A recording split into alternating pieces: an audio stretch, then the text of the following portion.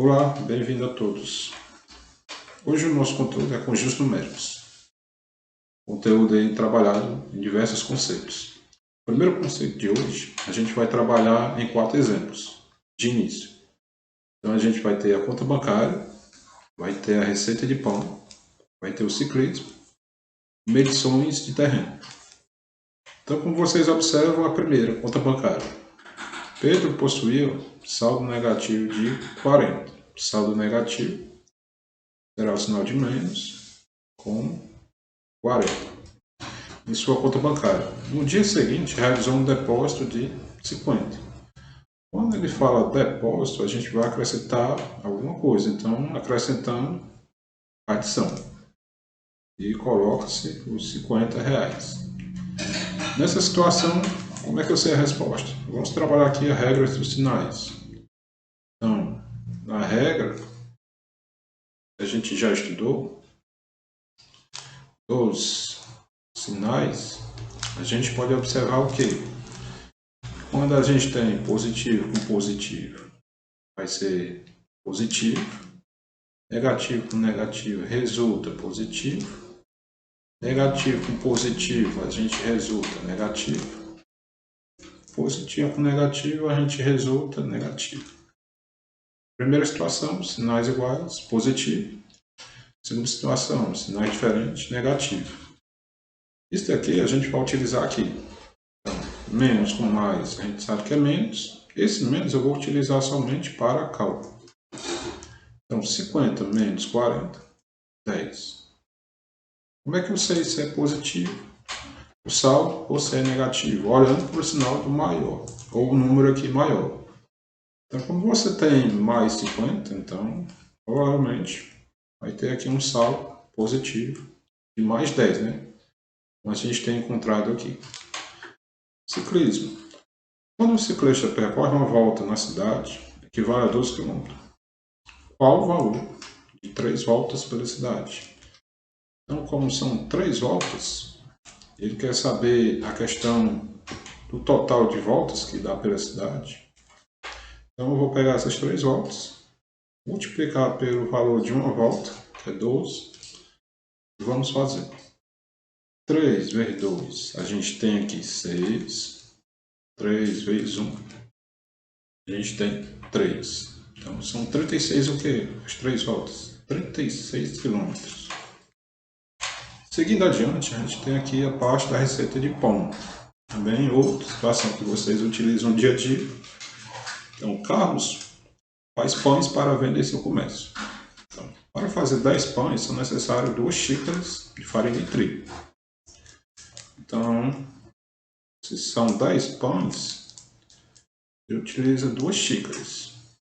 Então, se ele fizer, e nem a pergunta, qual a quantidade de farinha de trigo para 20 pães? Então, a gente vai observar.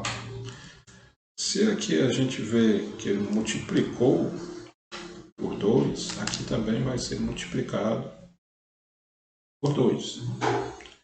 Então, vai ser quantas xícaras? 2 vezes 2, no caso a gente vai ter 4, né? Xícaras. Então, a gente utiliza aí 4 xícaras. Na medição de terreno, se João comprar um terreno de 80 por 40 metros, qual será o valor total desse terreno em metros quadrados?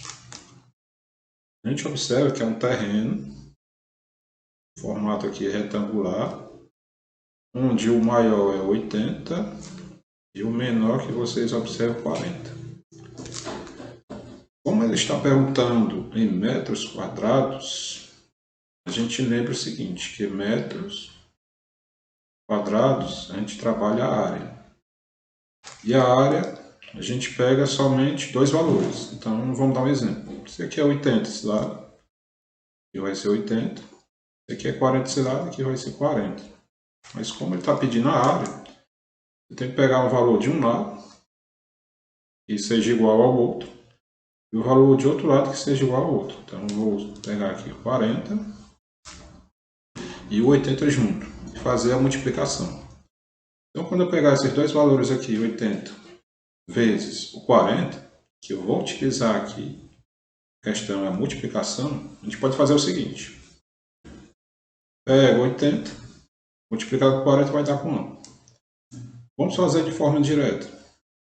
Os zeros, a gente repete aqui, ó, o zero do 80, o zero do 40. E 8 vezes 4, quanto é? A gente já estudou isso nos conteúdos anteriores. Então a gente sabe aí que 8 vezes 4, ou 4 vezes 8, será 32. Então qual seria o total? Vai ser 3.200 metros quadrados. Vamos passando adiante. Já que quando a gente começa a trabalhar com os numéricos, a gente está trabalhando com os números naturais, que é o primeiro início de todos. Então, na representação dos números naturais, a gente sabe que tem os números, né, que começam a contagem do 0, 1, 2, 3, 4, 5, 6, 7, 8, 9, que continua. Esses números, eles têm que ser positivos, sempre eles têm que ser positivos. E a diferença deles é que a gente vai ter os pares, né? E a gente vai ter os ímpares. Então, nesse subconceito, a gente passa também a falar sobre os subconjuntos. Que N é os naturais. Então, os subconjuntos é o conjunto formado pelos números naturais. No caso aqui, a gente citou os ímpares, é a letra I, em uma parte de N. Então, como vocês observam na figura, ó, o I é os ímpares. Então, quem eu posso destacar aqui os ímpares? A gente tem o 1, a gente pode destacar o 3, pode destacar o 5, o 7, e entre outros, que a gente pode destacar aí. Ele está contido em que? Está contido aqui, ó, nos números naturais. Então, na situação que você vê esse desenho ou essa representação aqui, quando ele estiver na parte interna de outro símbolo, então ele vai se chamar subconjunto. Ou a gente tem como se chamar aquele I está contido em N. Então, novamente, se essa figura está internamente aqui desenhada com seus números ímpares, a gente chama subconjunto de N, ou a gente fala que I está contido em N. Então, como é que eu sei que ele está contido? É por essa daqui, ó, essa simbologia aqui. Então, essa simbologia aqui, ele fala que I está contido em N. Então, toda vez que você vê a figura internamente, dentro de outra figura, ele está contido, ou um subconjunto. Quando a gente observa aqui os naturais, tem essa parte aqui, com esse símbolo do asterisco, significa que o zero não faz parte da contagem. Então lembre-se, quando tiver o N com o asterisco, o zero não faz parte dessa contagem. Então vamos seguir. Os conjuntos numéricos dos números naturais, a gente percebe que a gente trabalha também as retas. Essa reta ela é equivalente aqui à reta do x, né? Como a gente está observando. Então, todos esses números aqui da contagem, a gente está observando que vai ser os números positivos. Então, quando você trabalha os positivos, a gente observa aqui que tem a reta x, contando aqui.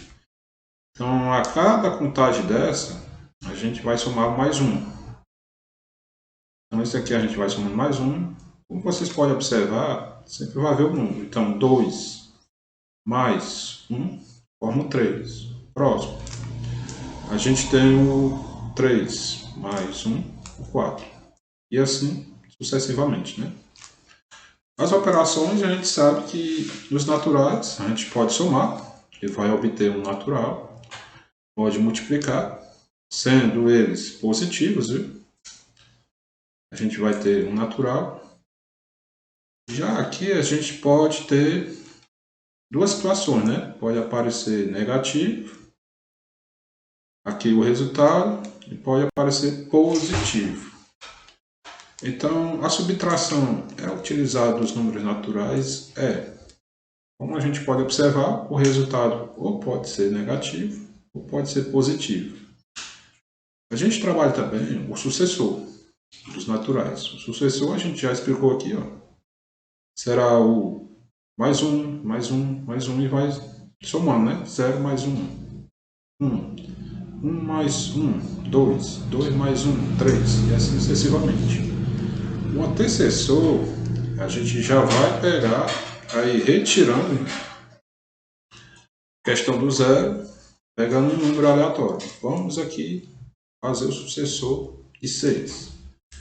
Então, n menos 1. Então, eu vou pegar o natural, que é o 6, menos 1, vai ser igual a 5. Então, aqui, como a gente observa, é o antecessor do número. Então, aqui é o antecessor do número que a gente escolheu, que no caso foi o 6. Utilizei aqui essa regra aqui básica, n-1, e achei. Ou, se você tiver um raciocínio matemático, você pode fazer de forma direta.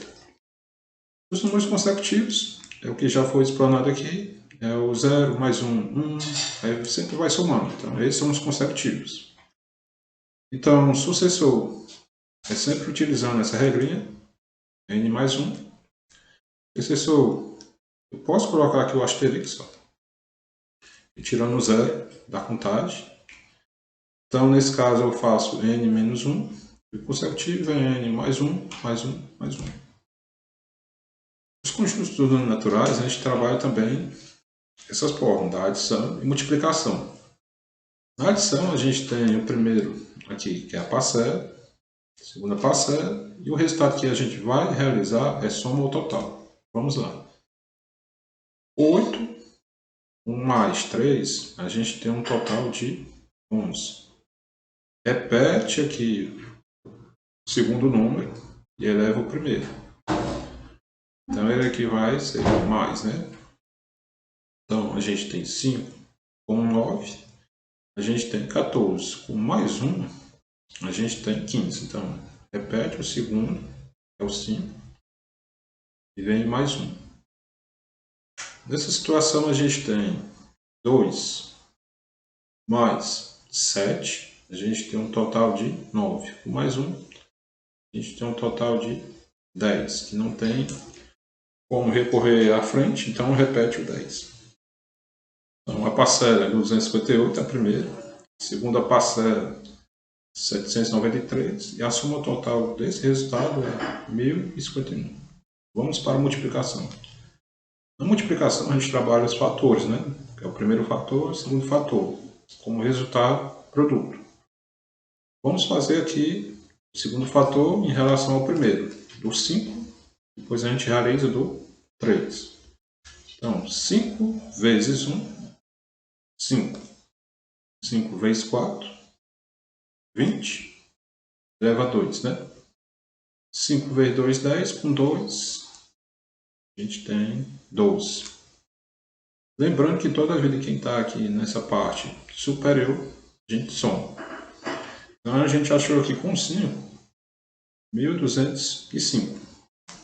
Agora vamos fazer com 3. Lembrando, você vai começar uma casa à frente. Então, eu aconselho a colocar X aqui, para não atrapalhar você. Ou deixar essa parte em branco. A gente vai começar a partir daqui, ó. Tem esse ponto. Então, 3 vezes 1, a gente tem 3.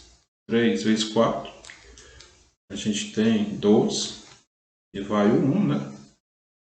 Esse 1 aqui é utilizado aqui da parte do 3. Sobrou, né?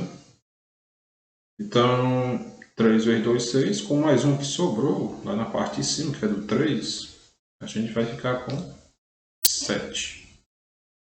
Ao final, a gente vai fazer a soma aqui, para resultar o produto. Então, aqui 5, não tem ninguém para somar. 0 mais 3, a gente tem 3. 2 com mais 2, a gente tem 4. 7 com mais 1, a gente tem 8.